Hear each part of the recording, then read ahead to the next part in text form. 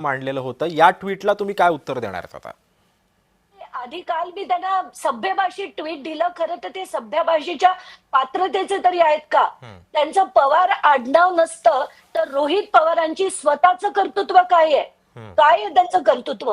त्या मिटकरींनी जर आतापर्यंत पुढे मागे अजित पवारांच्या केलं नसतं किंवा अजित पवारांची काय पात्रता होती जर शरद पवार नसते तर?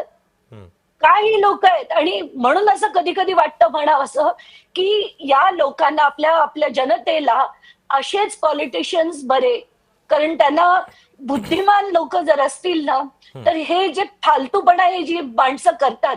आता माझा संबंध काय होता त्याच्यात, पण एका पत्रकारांनी एक बातमी केली आणि ती बातमी त्या रोहित पवारांनी ट्विट केली की अंजली दमानेंच्या पतींना उच्च पदावर घेतलं गेलं.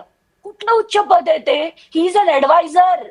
त्याच्यात कुठलंही रेम्युनरेशन नाहीये, झिरो आहे. उलट घरून आम्ही आमच्या घरातला, मी जेव्हा लढते घरचा पैसा खर्च करते, तो जेव्हा आता तिथे जाईल तो स्वतःचा पैसा खर्च करेल. ऍडवायझरी ऑनररी रोल आहे तो. आणि का? Only to give direction, only to give a direction in terms of industries, in terms of capital market. माझं तर खरंच म्हणजे काय बोलावं मला सुचत नव्हतं. जुलै महिन्यापासून हे सगळं चाललं होतं. तो फिकीच्या हेड म्हणून होता. खरं तर मी एवढी चिडचिड करण्याची पण गरज नाहीये, पण मला राग आला की आपण इतकं मन लावून लढतो, मन लावून. आणि आतापर्यंत तुम्ही मला सांगा, तुमची बायको जर अशी माझ्यासारखी लढली तर तुम्ही लढू द्याल का?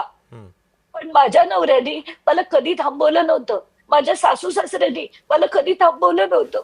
आणि आता त्याच्या प्रोग्रेसला मी थांबू? प्रोग्रेस नाहीच आहे, तो तर कॉन्ट्रीब्युट करतोय, कॉन्ट्रीब्युट फुकट. आणि हे रोहित पवार आम्हाला अक्कल शिकवणार, तो मिटकरी आम्हाला अक्कल शिकवणार. म्हणजे म्हणू नये या राजकारण्यांची ना खरं बूट पुसायची लायकी नसते, पण ते सगळे त्यांच्या खानदानामुळे आणि सगळ्यांची जी भांडणं लावतात ना वेगवेगळ्या समाजाची, म्हणून ते आजपर्यंत तिथे पोचलेत. खरंय. पण फॅक्ट इज दॅट